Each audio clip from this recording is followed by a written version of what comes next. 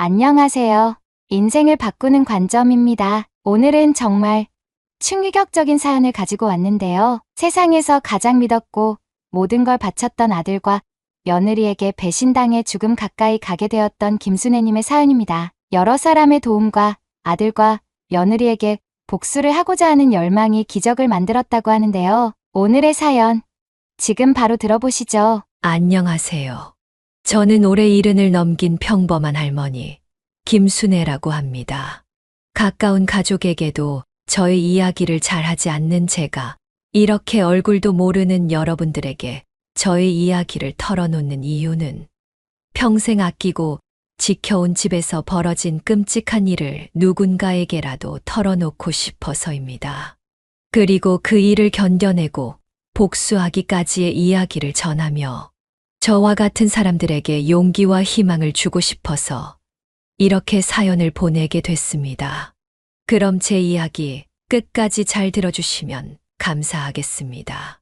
지금은 검은 머리카락보다 흰 머리가 더 많아진 늙은이지만 제 인생에서도 가장 빛나고 찬란했던 시기가 있었습니다. 그 순간은 바로 남편과 함께 저희가 함께 살 집을 지었던 날이에요. 30년 전 우리는 악착같이 일해서 모은 전 재산을 털어 2층짜리 단독주택을 마련했습니다. 남편은 손수 설계도를 그리고 벽돌 하나하나에 마음을 담아 쌓아 올리면서 우리 가족만의 보금자리를 만들었어요. 우리는 이 집에서 함께 늙어가면서 나중에 아들이 결혼을 해서 낳은 손주들이 정원에서 까르르 웃으며 뛰어노는 그런 행복한 미래를 꿈꿨죠. 그렇게 완벽하게 완성된 저희 가족만의 집을 보고서 저와 남편은 손을 꼭 잡고 다짐했습니다. 여보, 우리 고생한 만큼 정말 행복하게 살자. 여기서 정말 소중한 추억들을 많이 만들어 나가는 거야. 우리 가족. 이제 행복할 일만 남았어. 맞아요. 우리 평생 우리 손으로 지은 이 집에서 살아요. 고생을 한 만큼 행복할 일만 남았다 싶었습니다. 저도 남편도 20살 때부터 공장에서 일하며 정말 고생을 많이 했거든요. 공장뿐 아니라 영업일을 하면서 뛰어다니기도 하고 욕도 정말 많이 먹고 울기도 정말 많이 울었지만 이렇게 빛을 보려고 그 고생을 했나 싶어 울컥하기도 했습니다. 하지만 불행히도 그 행복은 오래가지 못했습니다. 남편은 어느 순간부터 계속 숨 쉬는 것을 힘들어했고 또 가슴 쪽에 통증을 호소하기도 했어요. 처음에는 그렇게 심각하게 여기지 않았는데 가면 갈수록 증상이 악화되었기에 걱정이 된 저는 남편을 데리고 병원으로 찾아갔습니다. 정밀검진을 받은 남편이 병원에서 받은 진단은 다름 아닌 심장암이었습니다. 처음엔 믿기지 않았어요. 위암이나 대장암은 많이 들어봤는데 심장암이라는 건 난생 처음 들어봤기 때문이었죠. 심장 쪽에 발생하는 암이라 수술을 진행하는 것도 무척이나 까다롭거니와 생존율도 낮은 질환이라는 말에 하늘이 무너지는 것 같았습니다. 평생 가족을 위해 헌신한 남편이 병마와 싸워야 한다니. 정말 신이라는 게 있다면 우리 부부에게 이래도 되는 건지 싶었어요. 심장암 선고를 받고 진료실을 나오는 길에 바닥에 주저앉아 펑펑 우는 저를 보면서 남편은 그저 아무 말 없이 절 안고 달래줄 뿐이었습니다. 남편은 오랜 투병 끝에 결국 저와 준호를 남겨두고 세상을 떠났습니다. 사랑하는 남편과 맞이한 마지막 순간을 저는 지금도 잊을 수가 없습니다. 여보, 미안해. 평생 당신 옆에서 행복하게 해주겠다고 했는데 당신이랑 준호를 두고 먼저 가게 돼서. 무슨 소리예요? 당신은 늘 우리 곁에 있을 거예요. 나랑 우리 준호 마음속에 항상 살아있을 거니까 절대 미안해하지 말아요. 준호, 꼭 잘 키워줘. 당신은 좋은 사람이니까. 그리고 강한 사람이니까 잘할 수 있을 거라 믿어. 그동안 못난 남편 만나서 고생만 하고 미안해, 여보. 그렇게 남편은 눈을 감았고 저와 아들 둘이 남은 이 집은 행복한 꿈이 담긴 공간이자 남편의 빈자리가 너무도 크게 느껴지는 장소가 되었습니다. 아빠 없이 자라야 할 아들이 안쓰럽고 마음 아팠지만 저는 그래도 엄마였기에 그리고 남편과 함께한 소중한 기억이 있었기에 버틸 수 있었습니다. 남편이 세상을 떠난 후 주택의 2층은 세를 주어 아들과 저의 생활비를 충당했고 1층에서는 아들과 함께 생활하며 서로 의지했습니다. 아들이 학교에서 돌아올 때마다 현관문을 열고 엄마 하고 부르는 소리를 들을 때면 남편이 그리운 마음도 잠시나마 잊을 수 있었죠. 다행히 아들은 정말 든든한 아들로 잘 성장해 줬습니다. 공부도 곧잘 했으며 좋은 대학에 들어가 좋은 직장에도 취업해서 제 어깨를 으쓱하게 만들었어요. 딱 하나 아쉬운 것이 있다면 30이 넘어서도 결혼을 하지 않았다는 것이었습니다. 그런 아들이 처음으로 결혼하고 싶은 사람이 생겼다고 소개해 시켜주고 싶은 사람이 있다고 제게 조심스럽게 이야기를 꺼냈을 땐 조금 놀라기도 했지만 궁금하기도 했어요. 어떤 참한 여자가 우리 아들의 마음을 홀렸을까 싶었거든요. 처음 봤을 때는 참 좋은 사람 같았습니다. 싹싹하고 예의 바른 모습에 저는 그래, 우리 준호 좋은 사람 만났구나 하고 안심했죠. 아들에게 잘하고 제게도 잘할 거라는 며느리의 말에 저절로 마음이 놓였어요. 더군다나 요즘 며느리들이 제일 싫어한다는 합가하겠다는 말까지 해주니 혼자 있는 저를 걱정해 주는 것 같아 마냥 기특하고 고마웠습니다. 처음 집에 들어와서 살 때는 제게 정말 성심성의껏 잘해줬습니다. 아침이면 부엌에서 저보다 먼저 일어나 아침상을 차리며 웃어 보이곤 했어요. 제가 좋아하는 시래기국을 끓여놓기도 하고 아들이 술을 마시고 들어오는 날이면 얼큰한 해장국을 끓여주기도 했습니다. 음식 솜씨도 아주 예술이었죠. 그래서 저는 지인들에게 항상 이렇게 이야기를 하곤 했습니다. 우리 며느리 정말 착하고 부지런해. 아침에는 나보다 먼저 일어나서 아침상 차려놓고 기다리고 있고 말 안 해도 청소 빨래 어찌나 척척 잘하는지 내가 아주 손댈 구석이 없다니까. 아휴, 형님은 정말 복 받은 거요. 요즘 그런 며느리 보기 어려운데 우리 며느리가 형님네 며느리 반의 반만이라도 좀 닮았으면 좋겠네요. 저는 그 말에 흐뭇하게 웃으며 고개를 끄덕였어요. 그렇게 며느리는 저의 자랑이 되어가고 있었습니다. 하지만 제게 그렇게 잘하던 며느리가 시간이 흐르면서 조금씩 변하기 시작했어요. 친절함 뒤에 숨겨진 속셈이 보였다고 해야 할까요?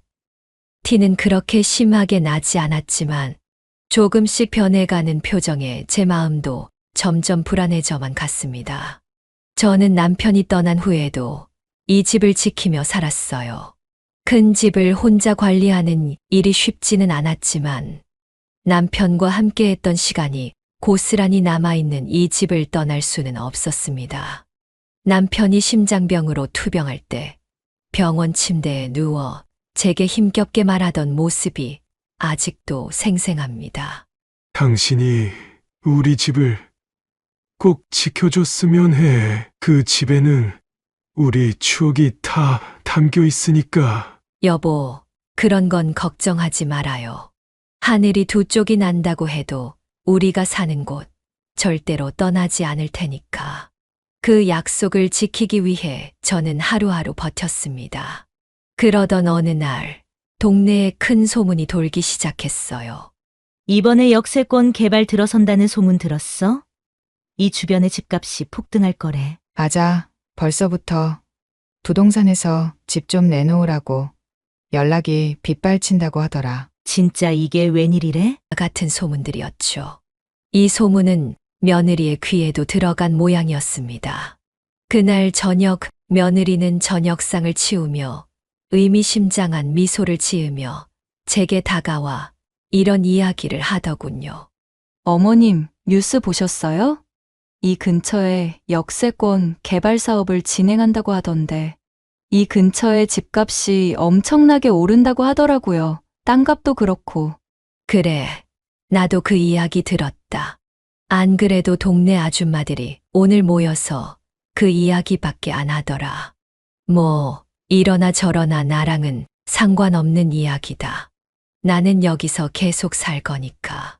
제 말에 며느리의 눈빛은 사정없이 흔들렸습니다. 뭔가 더 말하고 싶은 게 있는 것 같았는데, 제가 여기서 살 거라고 못을 박아버리니 입을 꾹 다물어 버리더군요. 설마 땅값이 오를 테니 이 집을 팔라는 헛소리를 하려던 건 아니었을까 싶은 찝찝한 마음이 들었지만, 그때까지만 해도 마음 한켠에 밀려오는 찜찜함을 애써 숨기기 위해 태연한 척 행동했습니다. 그리고 며칠 후 아들과 며느리는 저를 거실로 불러냈습니다. 어머님, 저희가 정말 이 말씀을 드려야 하나 말아야 하나 고민을 많이 했는데요. 이렇게 큰 집을 혼자 관리하시는 게 얼마나 힘드실까 싶은 생각이 들더라고요. 저희는 어머님이 조금 더 편하게 사셨으면 해요. 어머, 내가 언제 너희한테 집 관리하는 게 힘들다고 불평한 적 있니? 나는 그런 적 없다. 보다시피 나는 아무렇지도 않아. 2층 세입자가 달달이 내는 월세로 생활비도 충당하고 있고, 힘든 건 아무것도 없으니 그런 걱정은 안 해도 된다. 어머님, 그래도 생각해 보세요. 어머님 연세도 있으신데 여기보다 좀 아늑하고 작은 집에서 지내시면 얼마나 좋겠어요. 세입자가 월세를 안 내고 도망칠까봐 전전긍긍할 필요도 없고, 청소를 직접 할 필요도 없고. 맞아요, 어머니. 다른 것도 다 좋지만 연세를 생각하셔야죠. 저희 진짜 진심으로 말씀드리는 거예요. 솔직히 말하면 이 집 이제 너무 오래돼서 관리도 어렵고, 부동산에서도 계속 연락 오는데 조금이라도 좋을 때 파는 게 낫지 않을까요? 이 주변에도 이사 간다고 다들 난리더라고요. 준호야, 아무리 그래도 이 집은 내 아버지와 내 평생이 담긴 곳이야. 땅값이 아무리 오른다고 한들 이 집을 내놓을 수는 없다. 그건 세상을 떠난 네 아버지와의 약속이기도 해. 저는 단호하게 아들과 며느리에게 다시 한번 거절 의사를 표현했습니다. 하지만 그날 이후로도 아들과 며느리는 틈만 나면 집 얘기를 꺼내며 저를 끈질기게 설득했어요. 도무지 알아듣기 좋게 이야기를 해도 대화가 통하지를 않더군요. 나중에는 아들이 짜증 가득한 얼굴로 제게 이렇게 말했습니다. 어머니, 대체 왜 이렇게 고집을 부리세요? 아버지와의 약속만 생각하시지 말고 좀 현실적으로 생각해 보세요. 떠난 사람 말만 들을 게 아니라 산 사람 말도 들어주셔야 하는 거 아니에요? 어머니 혼자 사는 집도 아니잖아요. 저는 아들의 태도에 깜짝 놀랄 수밖에 없었습니다. 아들은 사춘기 한 번 겪지 않고 여태까지 제 말이 곧 법이라고 생각하며 살아왔거든요. 그런데 그렇게 살아온 아들이 집을 팔지 않는다는 이유로 이렇게 제게 언성을 높이고 인상을 찌푸리며 화를 내다니 좀 이상하다 싶은 생각이 들었습니다. 솔직히 말해봐라, 준호야. 집을 내놓자는 거. 그거 네 생각이니? 아니면 네 와이프가 나한테 이렇게 말하라고 시키던. 내 아들은 내가 제일 잘 안다고. 내가 아는 너는 이렇게 언성을 높일 애가 아닌데. 순간 당황한 표정을 지은 아들은 저의 물음에 아무 말도 못했고, 저는 한숨을 쉬며 창밖을 바라봤습니다. 아무래도 며느리가 부탁을 한 것이 맞는 것 같았죠. 도무지 이해를 할 수 없었습니다. 단 한 번도 제게 욕심을 보인 적 없던 며느리가 집을 파는 것에 왜 이렇게까지 집착을 하는지 말이죠. 그날 밤 저는 창밖을 보며 잠을 이루지 못했습니다. 머릿속으로 수많은 생각들이 오가더군요. 혹시 아들 내외가 큰 돈이 필요한 걸까? 아니면 이 집을 팔아 자신들의 욕심을 채우려는 건가 싶은 생각도 들었습니다. 아들과 며느리에 대한 의심이 점점 깊어졌지만 이내 저는 마음을 다잡았어요. 옆에서 아무리 떠들어대도 제게 억만금을 준다고 해도 이 집을 내놓을 생각은 추호도 없었습니다. 이 집은 제가 지켜온 마지막 자존심이고 남편과 저의 모든 것이 담긴 곳이었으니까요. 지난 추억들이 밥을 먹여주느냐고 답답하게 생각하시는 분들도 계실 겁니다. 하지만 세상을 떠난 남편이 저희 가족을 위해 유일하게 남겨놓고 간 것이기에 어떤 수를 써서든 지키고 싶었어요. 그러던 어느 날 저는 새벽에 목이 말라 물을 마시러 주방으로 나왔다가 아들 방에서 작은 대화 소리가 새어나오는 걸 들었어요. 그래서 주방으로 가던 발걸음을 멈추고 방문 앞에서 귀를 기울였죠. 오빠, 우리 언제까지 이렇게 살아야 돼? 솔직히 오빠도 여기서 계속 어머님이랑 같이 지내는 거 싫잖아. 이번에 집 팔면 우리도 숨 좀 쉬고 살 수 있어. 집도 살 수 있고 차도 살 수 있고. 오빠는 정말 이 좋은 기회를 놓치고 싶어? 며느리의 말을 들은 아들은 깊은 한숨을 내쉬었어요. 그 한숨 소리가 제 가슴을 깊이 찔렀습니다. 저는 아들의 반응이 너무 궁금해 방문을 소리나지 않게끔 살짝 열어봤어요. 아들은 침대에 앉아 머리를 감싸쥐고 있었고 며느리는 아들의 옆에서 다정하게 손을 잡고 있었습니다. 그 모습을 몰래 지켜보는 제 손은 떨리고 눈가에는 눈물이 고이기 시작했어요. 그래도 어머니가 저렇게 완강하게 나오시니 나도 어쩔 도리가 없어. 끝까지 아버지랑 함께 지으신 이 집을 팔 수가 없다는데 어쩌겠어. 우리가 직접 부동산에다가 내놓을 수도 없는 노릇이고. 나도 알아, 어머님이 고생하신 거. 어머님이 오빠 혼자서 얼마나 열심히 키우셨는데 그거 하나 모를까 봐. 근데 오빠, 우리 인생도 생각을 해야지. 예전에는 오빠랑 어머님 둘뿐이었으니까 잘 몰랐겠지만 이제 오빠는 가정이 있잖아. 나를 먼저 생각해 줘야지. 내가 나 좋자고 이러는 것 같아? 아니야. 우리 모두의 행복을 위해서 이러는 거지. 그러니까 오빠가 설득을 좀 잘 해봐. 자식 이기는 부모 없다잖아. 며느리의 계속된 설득에 아들은 고개를 숙이고 아무런 말도 하지 않았습니다. 저는 그 침묵의 의미가 마음이 흔들리고 있음이라는 것을 느낄 수 있었어요. 그리고 며느리도 그 의미를 알아차린 듯 더욱 적극적으로 아들을 구슬리기 시작했습니다. 다른 거 다 필요 없어. 이 집 하나만 팔면 오빠가 하고 싶어 하는 거 다 할 수 있어. 그러니까 어머님 좀 잘 설득해봐. 정 설득이 안 되면 다른 방법을 생각해 보는 것도 있지만 아무튼 오빠가 해낼 수 있을 거라 믿어. 다른 방법이 있다는 게 무슨 소리지? 며느리와 아들의 대화를 듣고 있던 저는 숨이 확 막히는 듯한 기분이 들었습니다. 그리고 그제야 깨달을 수 있었어요. 며느리는 그저 돈 하나만 바라보고 이 집에 들어와 살았던 것이었고, 이 집을 판 돈으로 분가를 해서 자기네들끼리 잘 먹고 잘 살려는 계획을 세웠던 것이었습니다. 본인이 머릿속으로 그리고 있던 그림을 현실화시키기 위해 아들을 이용하고 있는 거였고요. 요즘 친구들 말로 현타라고 하죠. 인생의 회의감이 들기 시작했습니다. 저는 며느리가 제게 살갑게 행동했던 것이 모두 다 진심이라고 생각했어요. 그래서 주변 지인들에게 이런 며느리가 세상에 어디 있느냐며 자랑을 하고 다닐 정도로 며느리를 예뻐했고 잘해줬었는데, 며느리를 딸처럼 아낀 대가가 이런 거라니 기가 막혀서 말도 제대로 나오지 않더군요. 그 대화를 들은 이후부터 저는 아들 내외와 같이 식사를 하지 않았습니다.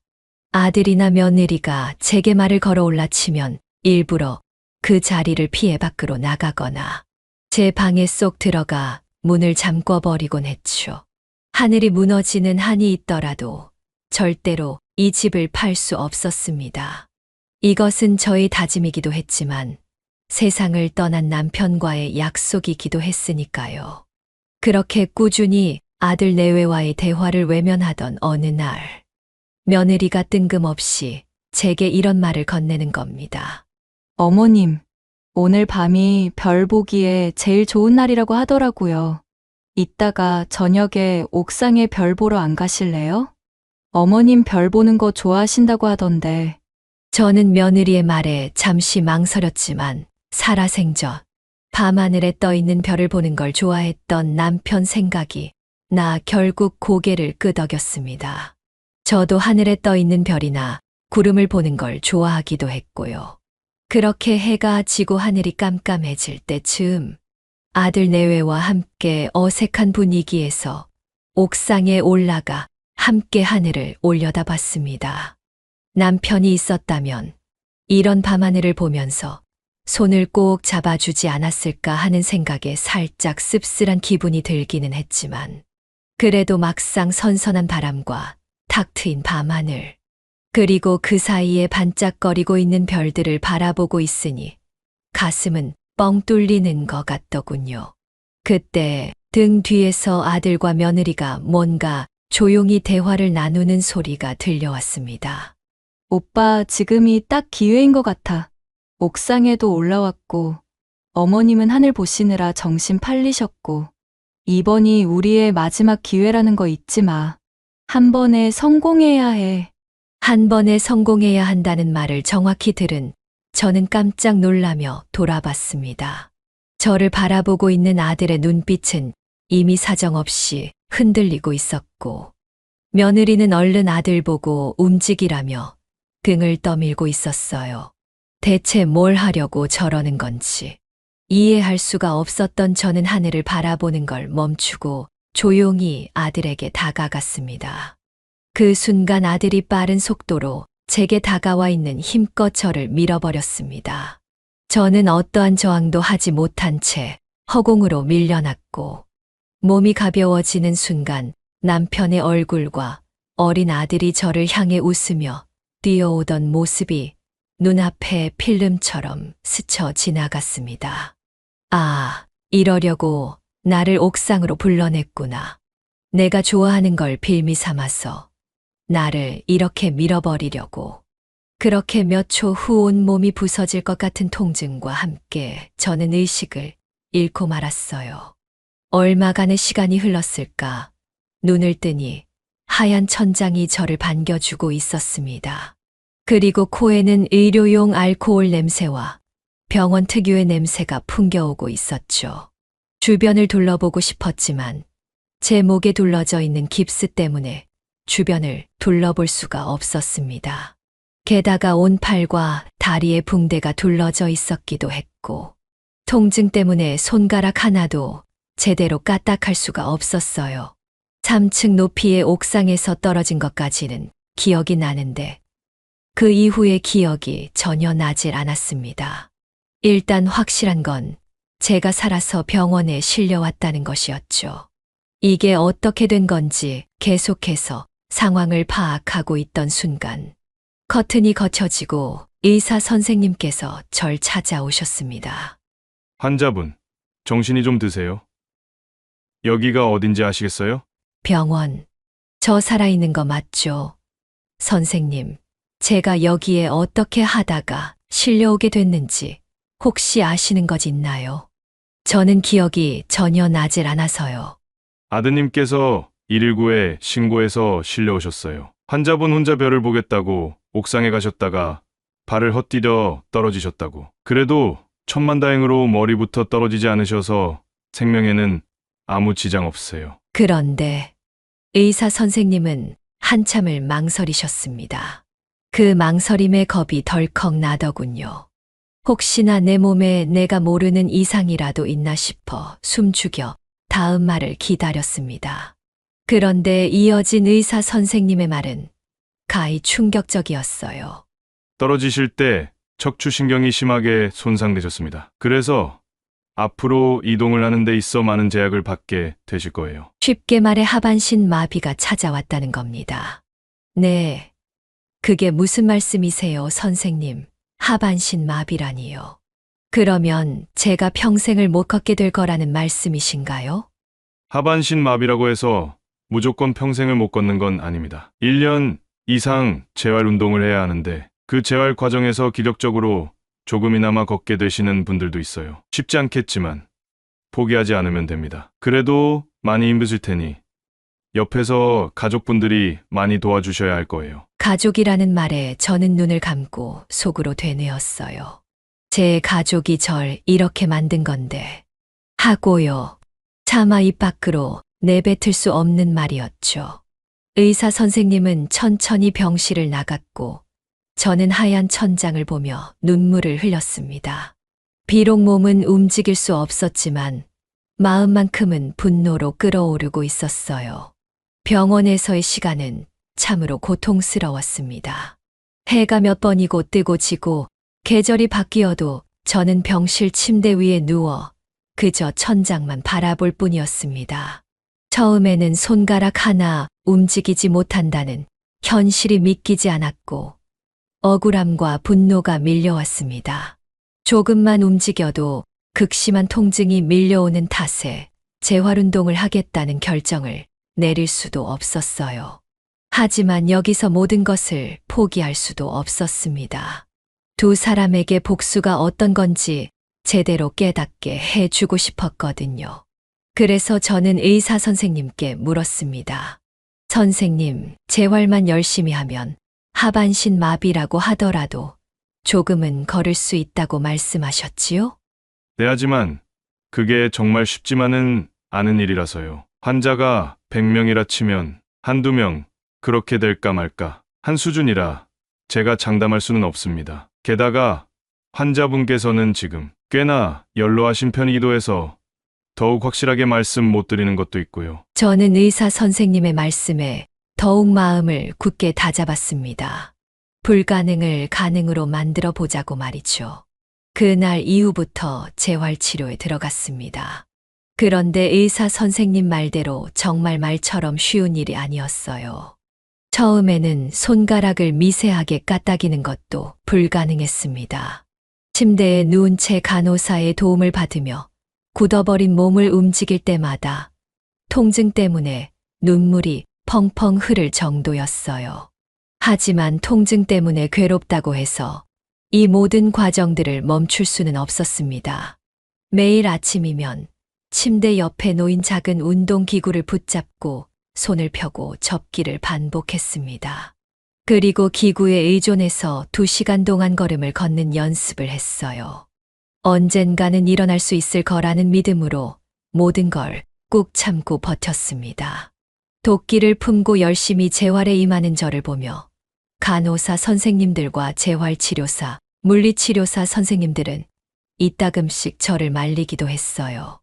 어머님, 너무 무리하시면 상태가 더 나빠질 수도 있어요. 급하지 않게 천천히, 그리고 무리하지 않으시는 것이 제일 좋아요. 아니에요.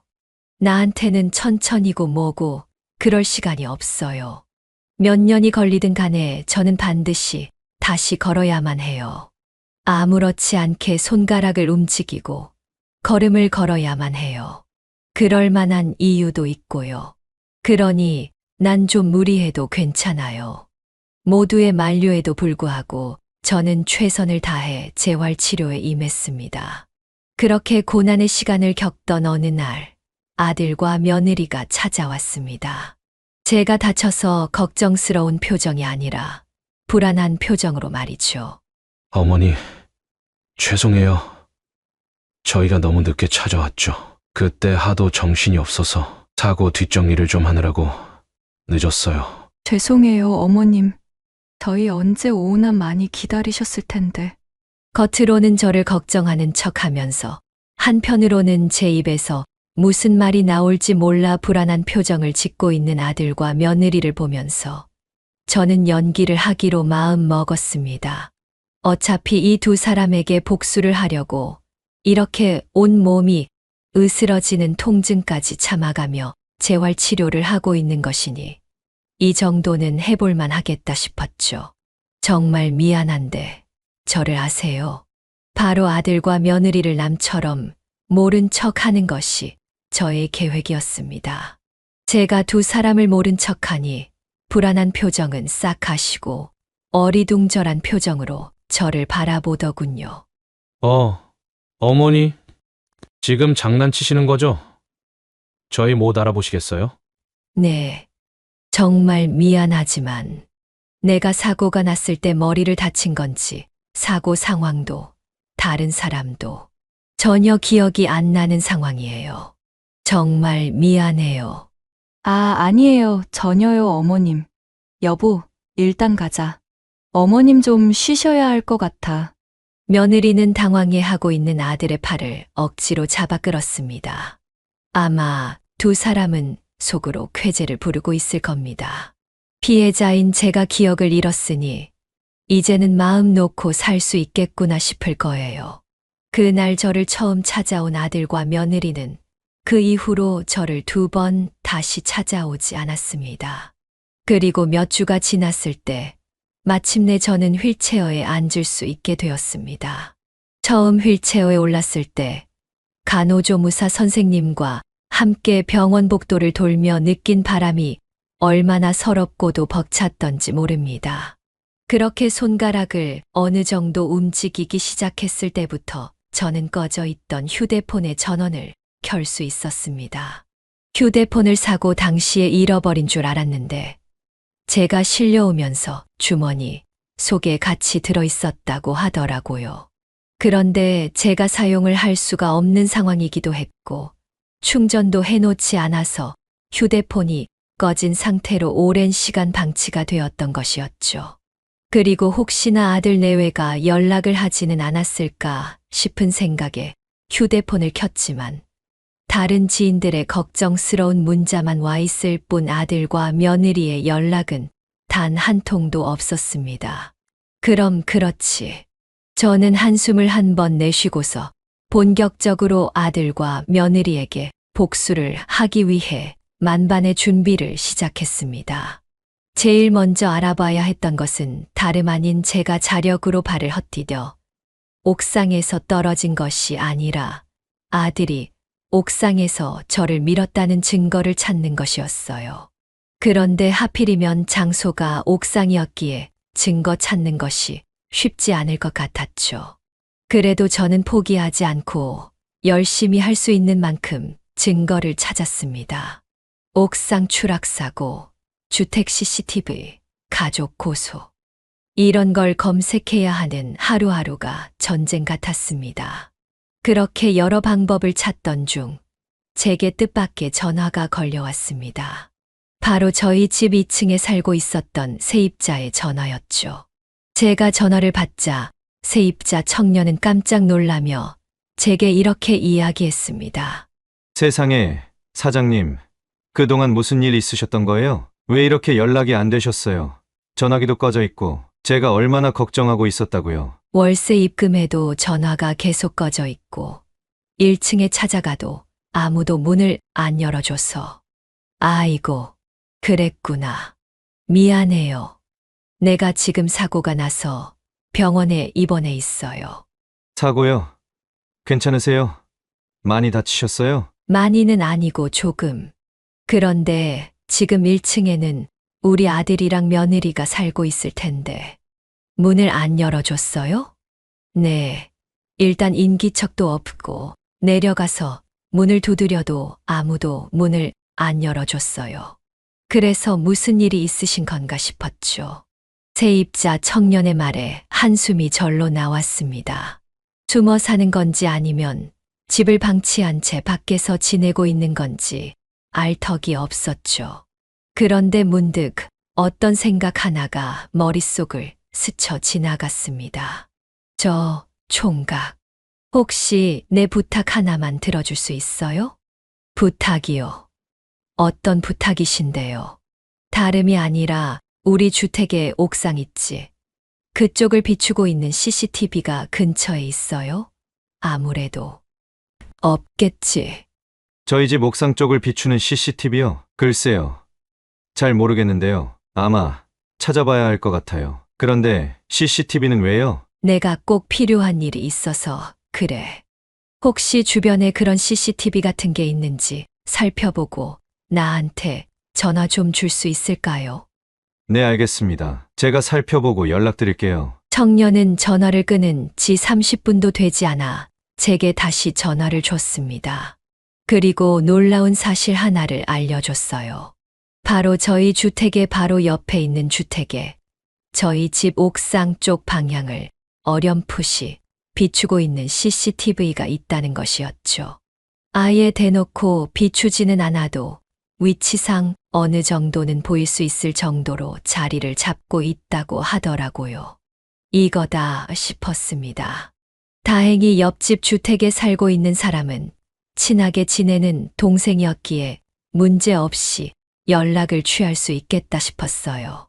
저는 청년에게 몇 번이고 고맙다는 말을 전한 다음 곧바로 옆집에 사는 동생에게 전화를 걸었습니다. 아이고 형님, 이게 얼마만이야 세상에. 그동안 왜 이렇게 연락이 안 됐어요? 나는 나 모르는 사이에 형님이 다른 지역으로 이사라도 갔나 해서 서운할 뻔했네. 아휴, 미안해. 내가 일이 좀 있어서 지금 병원에 있거든. 한동안 휴대폰도 꺼져 있었고 치료받느라 연락을 못했어. 저 다름이 아니라 내가 부탁 하나만 할 수 있을까? 아주 중요한 문제야. 저는 동생에게 떨리는 목소리로 상황을 하나부터 10까지 자세히 설명한 다음 혹시 집에 있는 CCTV를 볼 수 있겠느냐고 물었습니다. 동생은 깜짝 놀라더니 그런 일이라면 당연히 보여줄 수 있다며 그런데 아들이 정말 그런 짓을 했느냐며 격분을 하더군요. 그리고 나서 경찰에 신고를 하겠다고 하기에 저는 우선 동생을 진정시켰습니다. 지금은 경찰에 신고를 할 때가 아니고 내가 다 계획이 있어서 그런 거니 CCTV 자료만 제공을 좀 해줬으면 좋겠다고 말이죠.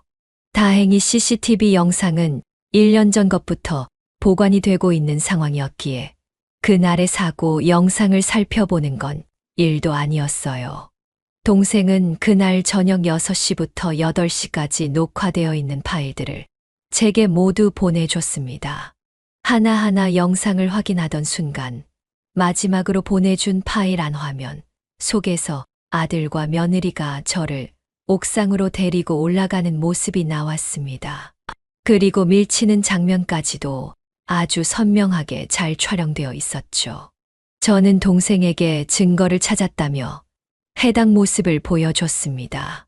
세상에나, 형님 정말 큰일 나실 뻔했네요. 이런 말도 안 되는 큰일이 있었는데 동네에 소문 하나 안 난 게 놀랄 노자예요, 정말. 지금은 괜찮으신 거예요? 그럼 내가 어떤 사람인데 하반신 마비 때문에 다리를 쓸 수는 없지만 지금 재활치료 열심히 받으면서 잘 버티고 있어. 내가 이 자료를 경찰에 제출해도 괜찮을까? 어쩌면 너도 같이 나와서 조사를 받아야 할 수도 있는데. 당연하죠, 형님. 제가 왜 보내줬겠어요? 도움될 만한 곳에 쓰라고 보내드린 거잖아요. 필요하면 바로 달려가 드릴 수 있으니까. 경찰에 꼭 이 자료 제출하셔요. 아휴, 우리 형님 정말 내가 다 속상하네. 증거를 확보한 날을 계기로 저는 하루도 빠짐없이 재활치료에 매달렸습니다. 발가락 끝이 미세하게 떨리는 날, 저는 밤새 기뻐하며 더 많은 시간을 걸음을 걷는 연습에 쏟아부었습니다. 다리가 조금씩 움직이고 하체가 반응하기 시작했을 때는 온 몸이 부서질 것 같이 아팠지만 그 아픔이 오히려 살아있다는 증거 같아서 이를 악물고 버틸 수 있었습니다.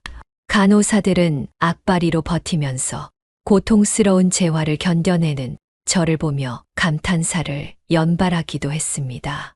어머님, 어떻게 이렇게 잘 버티세요? 저 같으면 진작 포기했을 텐데 정말 멋지세요. 포기하면 다 끝나버리는 거잖아요. 인생을 그렇게 허망하게 포기할 수는 없죠. 솔직히 포기하고 싶은 순간이 없었던 건 아니었습니다. 온몸에 밀려드는 통증들은 이따금씩 삶을 무력하게 만들기도 했거든요. 가끔씩은 내가 왜 이런 수모를 겪어야 하는지 스스로가 너무 괴롭고 아들 내외를 원망하기도 했습니다. 하지만 스스로 자책을 하고 괴로워하면서 누군가를 원망하기에는 그렇게 시간이 많이 남아있지 않았어요.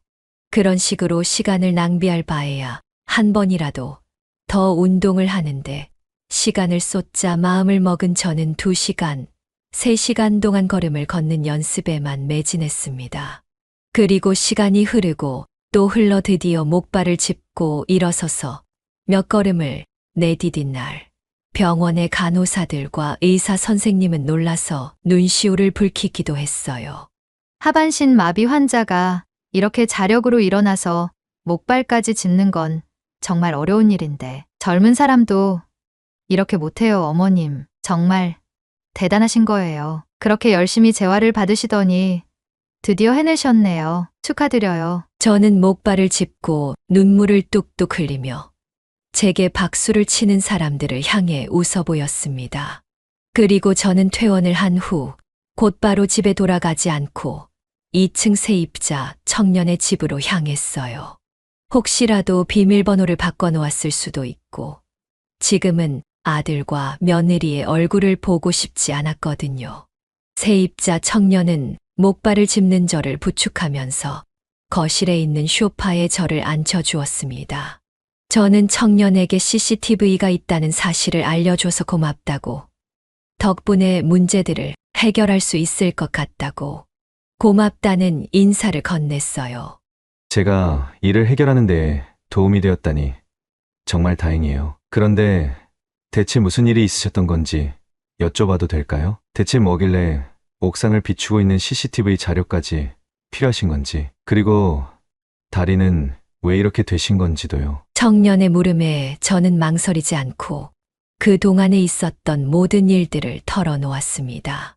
이 주변에 역세권 개발에 대한 이슈가 있었고 그걸 알게 된 며느리와 아들이 어떻게 행동을 했는지, 어떻게 관계가 틀어지게 됐는지, 그리고 나중에는 어떻게 행동을 했는지까지 낱낱이 알려줬죠.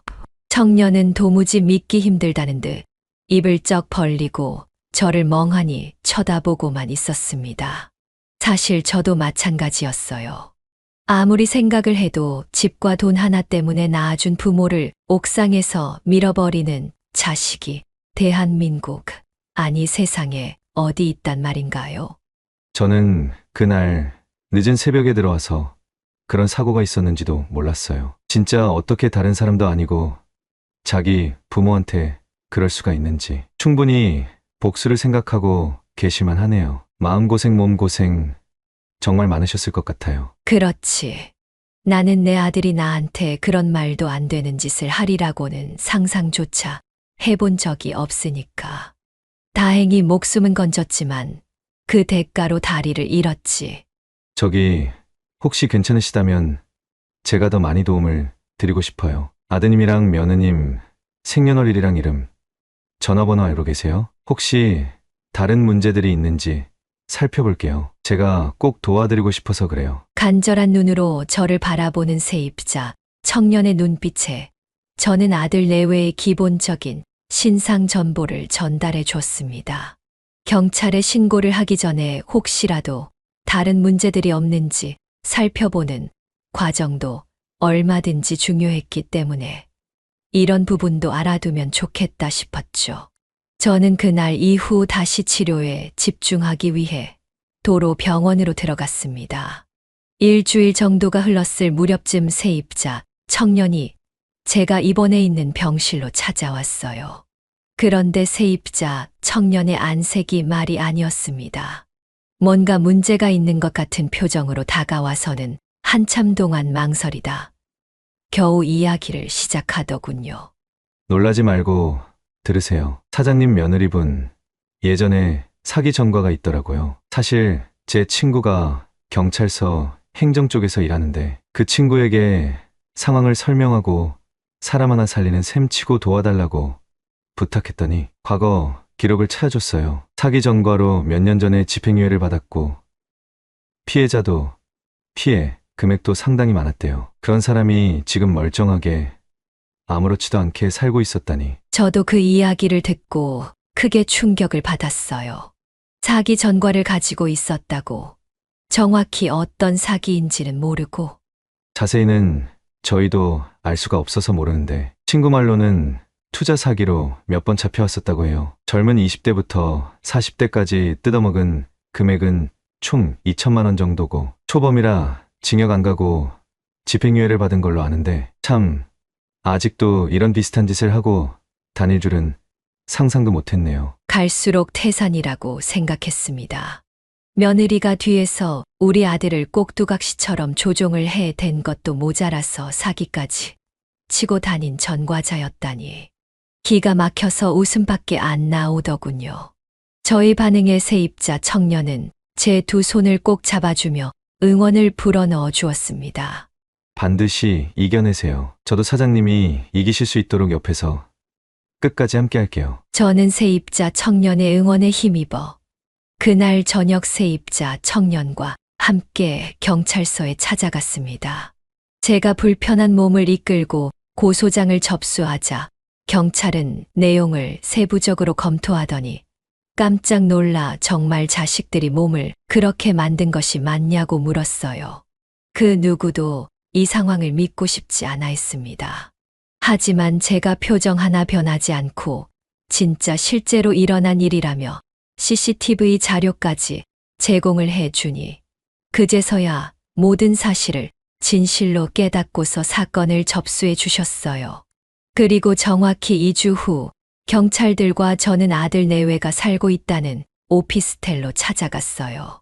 이 두 인간들은 좋은 1층 집 주택은 나 몰라라 하고 어디서 돈이 난 건지 전세로 오피스텔을 얻어 잘 지내고 있디고 하더군요. 초인종을 누르자 곧바로 현관문이 열렸고 그 안에서 나온 아들은 문을 열자마자 저승사자를 본 듯 얼굴이 새하얗게 질리더군요. 경찰은 아무렇지도 않은 덤덤한 표정으로 아들의 손목에 수갑을 채우며 고지사항을 읽어가기 시작했습니다. 그때 갑자기 아들이 소리를 지르며 미친 듯이 날뛰는 겁니다. 아니요. 대체 지금 무슨 말씀을 하시는 건지도 모르겠고, 저희 집에도 왜, 어떻게 찾아오신 건지는 모르겠지만, 저는 아무런 잘못 없습니다. 전부 다 오해예요. 오해! 김준호 씨, 저희가 증거도 없이 집에 찾아와서 이러는 것 같아요. 아무 잘못 없는 사람 수갑 채워서 끌고 가면 저희도 처벌받습니다. 굳이 저희 손해보는 일을 왜 합니까? 그것도 경찰이. 어머니, 기억을 잃으신 거 아니었어요? 저한테는 분명히 아무것도 기억 안 난다고 하셨잖아요. 그건 너희를 떠보기 위한 연기였어. 그런데 너희는 정말 눈 하나 깜짝 않고 내가 기억이 안 난다고 하니 그날 이후로는 날 찾아오지 않더라. 참, 그때 알았어. 너희는 정말 사람의 탈을 쓴 악마라는 걸.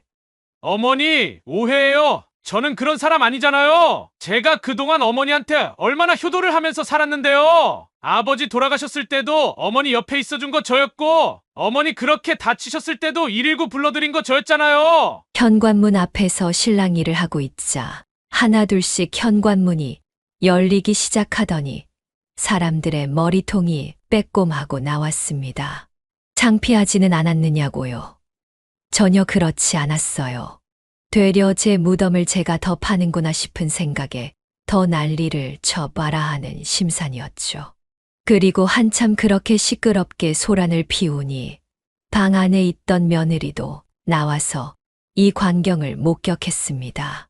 며느리 또한 아들처럼 제 얼굴을 보고서 못 볼 거라고 본 것처럼 깜짝 놀라 소리를 지르더군요.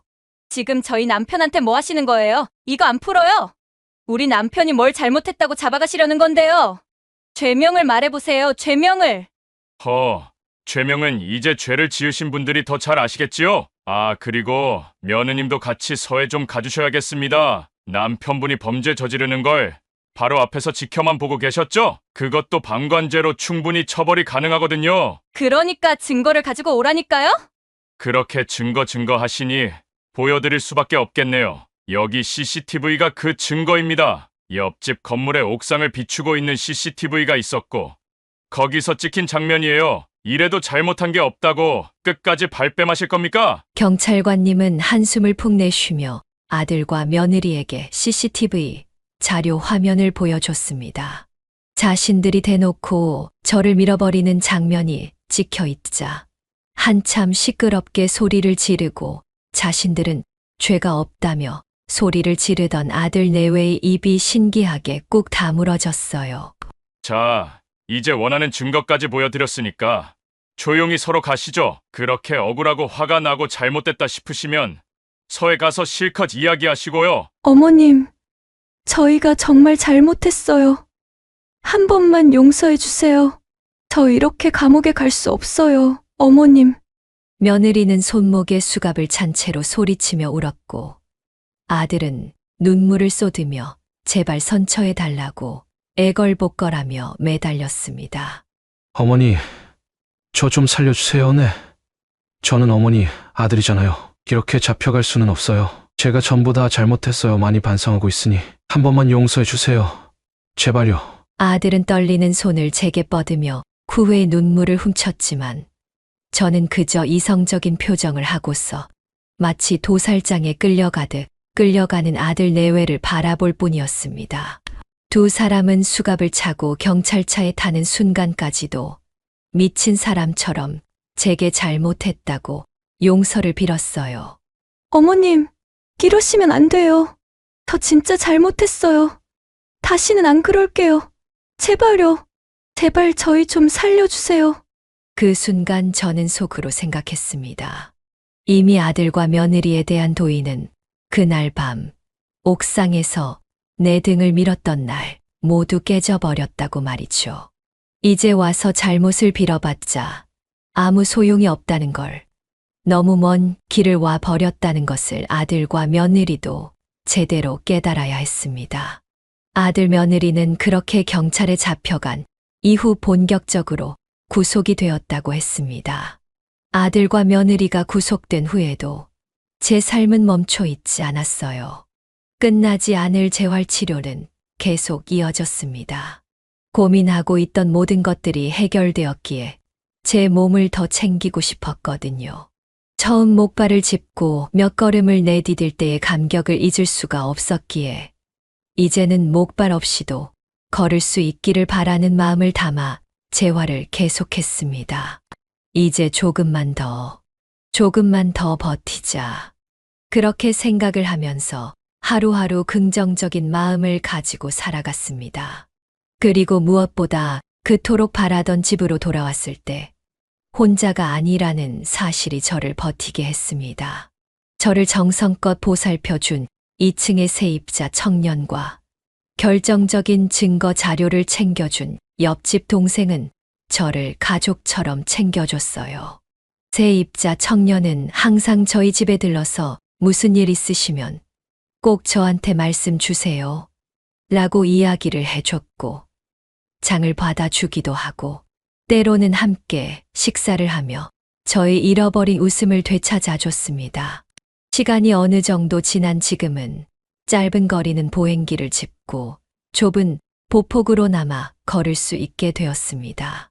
느리지만 제 발로 걷는다는 게 이렇게 소중한 건지 처음 깨달았습니다. 어느 날은 세입자 청년의 도움으로 옥상에 올라가 멍하니 하늘을 바라보다 생각했습니다. 이 옥상도 이제는 나의 트라우마가 담긴 곳이 아니라 힘들 때마다 속을 탁 털어놓을 수 있는 편한 공간으로 여겨야 한다고 말이죠. 그러기 위해서는 분위기 전환부터 필요하다고 생각한 저는 작은 화분 하나부터 옥상에 들이기 시작했습니다. 그리고 세입자 청년이 함께 옥상을 꾸미는 것을 도우며 본격적으로 텃밭을 만들었습니다. 토마토, 상추, 고추 등등. 아무것도 없이 텅 비었던 옥상에는 싱그러운 초록빛이 가득해졌습니다. 매일 아침 텃밭에 물을 주는 것이 저의 유일한 낙이 되었지요. 솔직히 말하면 아직까지 가슴 속에는 상처가 아물지 않고 남아 있습니다. 그리고 몸의 아픔도 여전히 남아 있지만 저는 그 상처를 이겨내고 새로운 삶을 시작하고 있습니다. 그리고 이제는 활짝 웃으면서 하루를 맞이할 수 있게 되었습니다.